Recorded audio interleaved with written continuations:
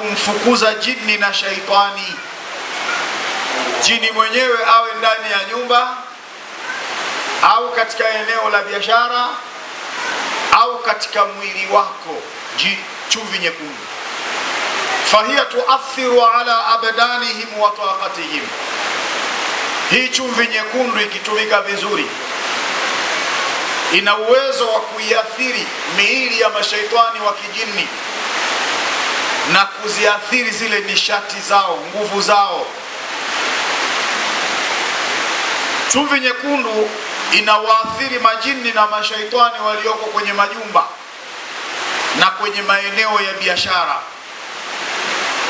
Ikiwekwa huwa wanakimbia na kuiacha nyumba ikiwa na utulivu na baraka nyingi. Chumvi nyekundu yatamayazu bilaunihi al-ahmar, huwa inajipambanua kwa rangi yake nyekundu. Inatofautiana na chumvi nyingine za kawaida.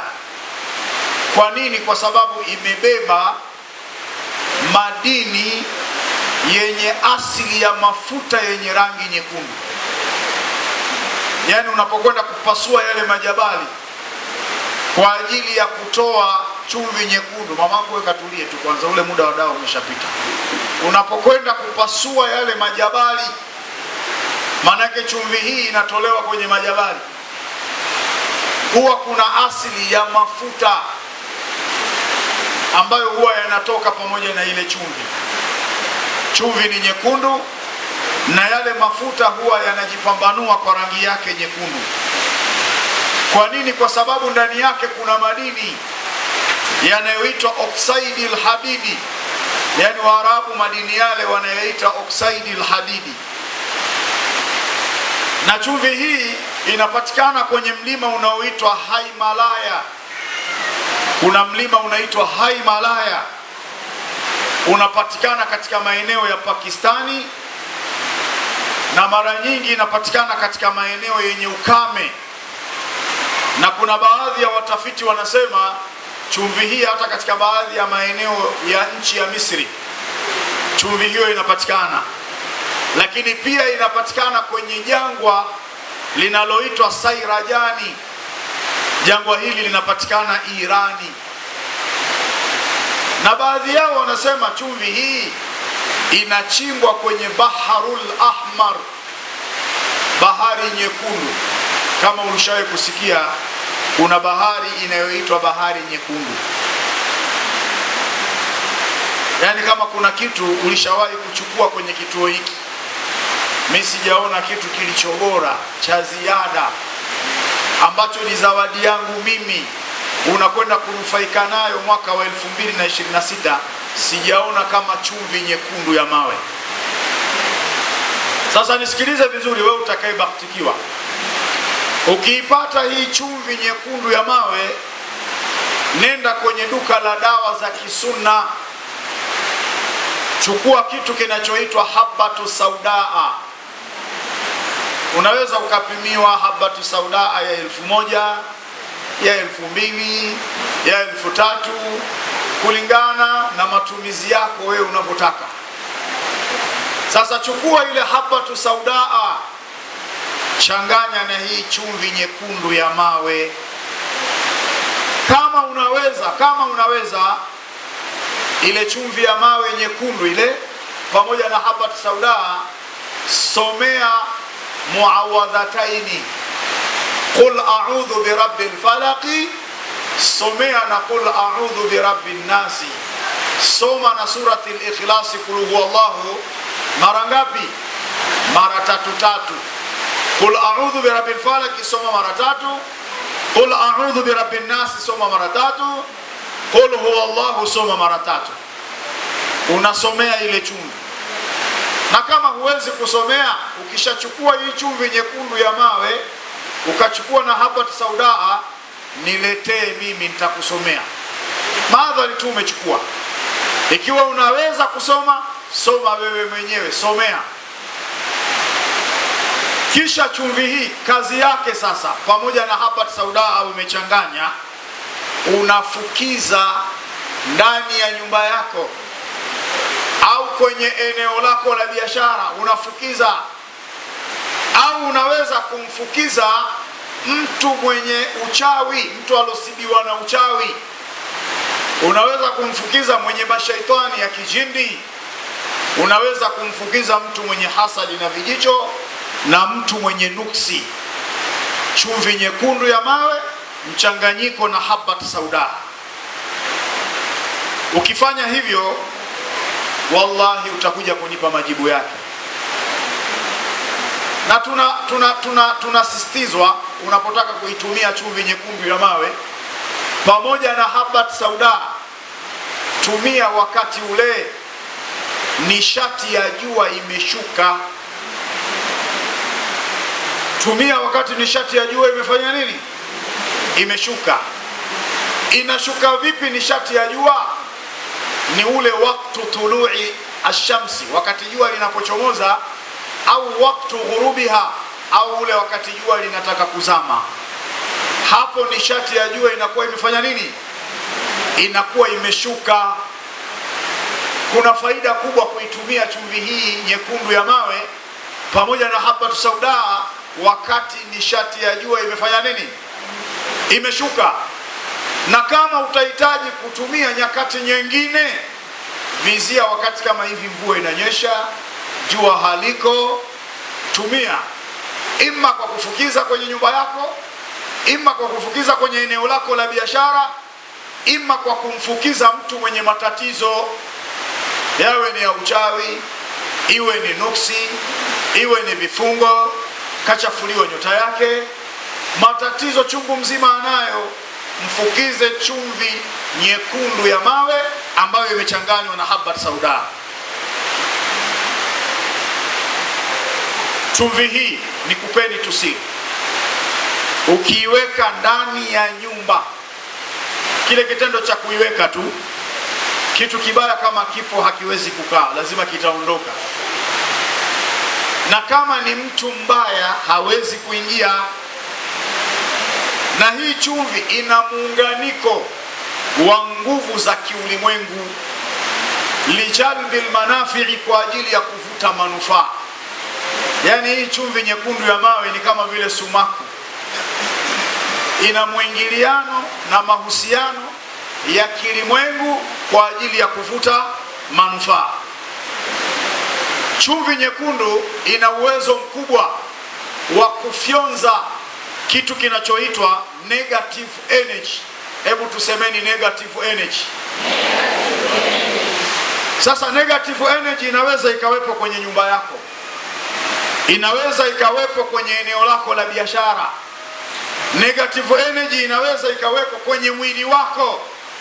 Ikitumika vizuri, chumvi nyekundu ina uwezo mkubwa wa kufyonza ile energy. Na energy, negative energy, inasababishwa na nguvu za giza. Na nguvu za giza ndio hawa wachawi, ndio hawa mashetani wa kijini, ndio watu wenye hasadi. Hii ndio inayoitwa negative energy. Sasa chumvi nyekundu ya mawe ikitumika vizuri, ina uwezo wa kuvuta, kufyonza negative energy.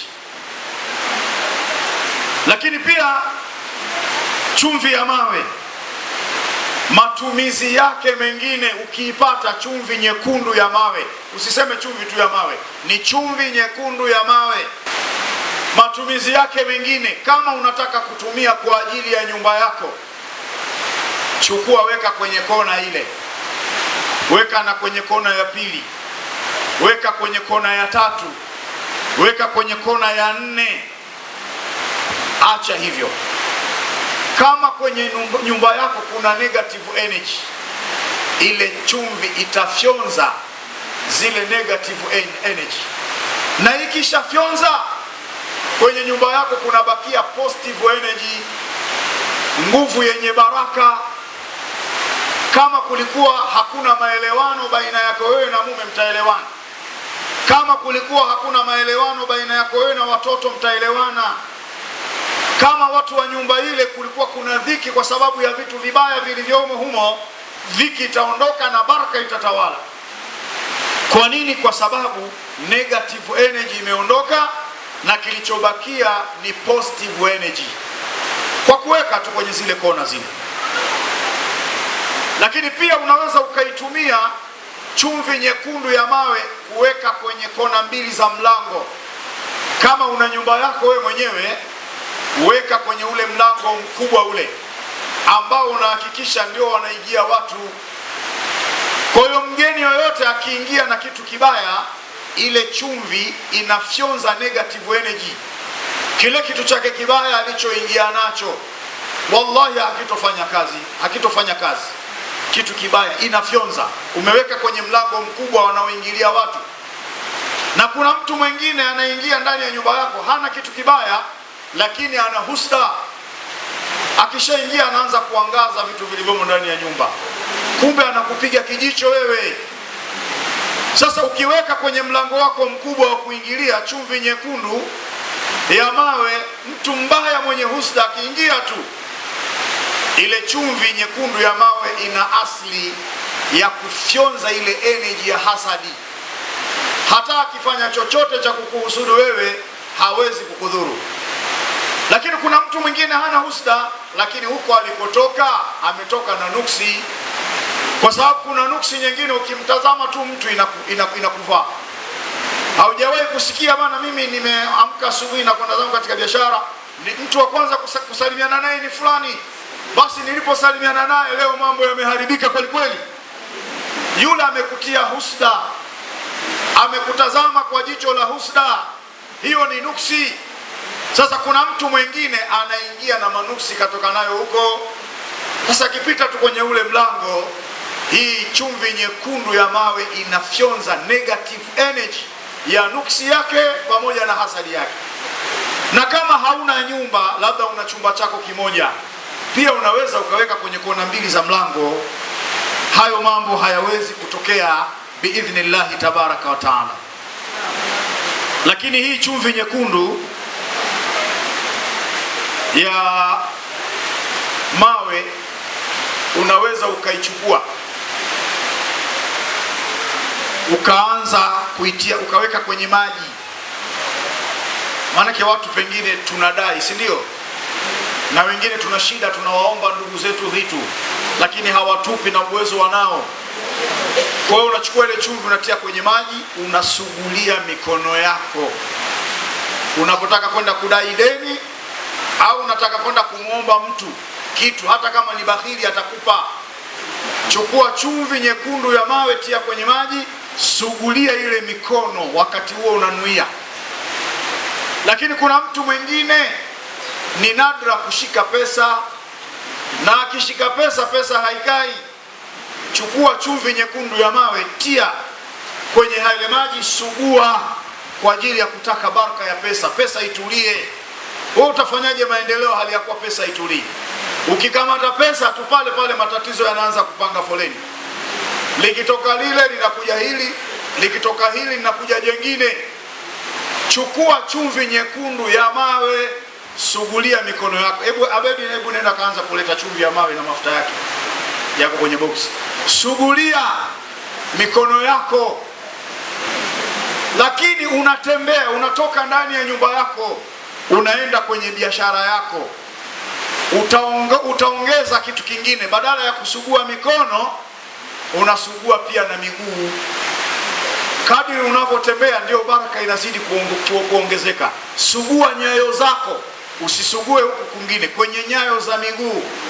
Sugulia chumvi nyekundu ya mawe. Si unatoka kwenda kwenye biashara, na hata unapotaka kutoka kwenda kumuomba mtu kitu, utatembea kwa miguu yako. Loweka chumvi nyekundu ya mawe, anza kusugua miguu yako kwa kunuia.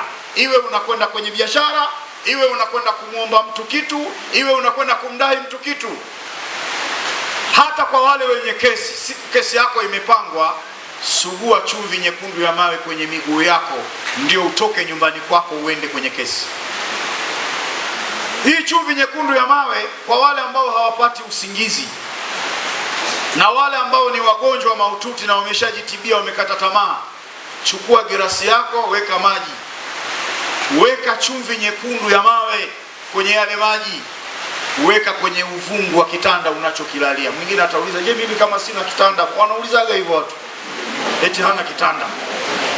Sasa usifanye kama una kitanda, weka chini ya uvungu wa kitanda unacholalia. Wallahi, kama ulali utalala usingizi wa fofofo na ndoto utaota. Na kama wewe ni mgonjwa, Mwenyezi Mungu atakuponya, kwa sababu ile chumvi nyekundu ya mawe inafyonza negative energy iliyoko kwenye mwili wako, inayosababishwa na uchawi, inayosababishwa na mashaitani, inayosababishwa na hasadi, inafyonzwa. Nenda ukajaribu ufanye hivyo, utalala vizuri, ndoto utaota, lakini vile vile maradhi yatapona biidhnillahi tabaraka wa taala. Hii chumvi jamani ni zawadi ya mwaka 2026. Ukishamaliza kuwa umefanya mambo yako haya ya kufunga na kufungua, umeondoka na mchanga wako, umeondoka na dawa yako ya uchawi wa mafundo, imefika tarehe 31, Mwenyezi Mungu amekujalia, umeweka maji ya kuoga, umeroweka kamba yako humo, umeweka na mchanga wako humo, umechoma na hii talasimu jivu lake umeweka humo, na dawa umeweka humo, umevuruga dawa yako imetoa povu. Saa 6 kamili umeoga. Kesho yake sasa unaweza kuanza kuitumia chumvi ya mawe na jivu hilo la kamba pamoja na hii dawa inavyoendelea. Na kama hutaki kuchanganya mambo, unaweza ukangojea kwanza jivu linamalizika siku 7 pamoja na dawa yako, kisha unaanza kuitumia chumvi nyekundu ya mawe. Tena mimi nitakupa pamoja na mafuta yake yale mekundu. Mmezoea kupata mafuta mekundu, kumbe haya bana huwa yanavunwa kule kule kwenye mlima wa Himalaya, yanachujwa, chumvi inaachwa. Sasa kuna rafiki yangu anaitwa Abdallah, alibahatikiwa kwenda Pakistani kwenye semina ya Mashia. Akaniambia, shekhe, wewe unatoa mafuta mekundu lakini pia kumbe kuna chumvi yake. Nikamwambia niletee. Ndio tumepata pisi chache sana mtaona zinapopitishwa hapa. Kwa hiyo mimi nitatoa hiyo chumvi kwa atakayetaka, lakini nitampa na mafuta mekundu. Yaani unalipa shilingi 10,000 unapewa chumvi hiyo, unapewa na mafuta mekundu. Sasa tutaelekeza namna utakavyotumia mwaka 2026 mafuta mekundu na chumvi yake, namna utakavyotumia, utakavyosugulia yale mafuta na chumvi yake. Kama mnavyoona ziko chache sana. Kwa hiyo inshallah kwa wale ambao watahitaji watakuja hapa na watatoa sadaka yao na mimi nitawapatia. Hii ni zawadi yangu mwaka 2026. Na nitarudia kutoa maelekezo haya mwisho, namna ya kutumia chumvi nyekundu kuoga, namna ya kutumia chumvi nyekundu kudeki, namna ya kuziangaliza negative energy zilizoko ndani ya nyumba yako. Kwa hiyo inshallah tufanye hivyo kwa wale ambao Mwenyezi Mungu amewajalia kufanya hivyo.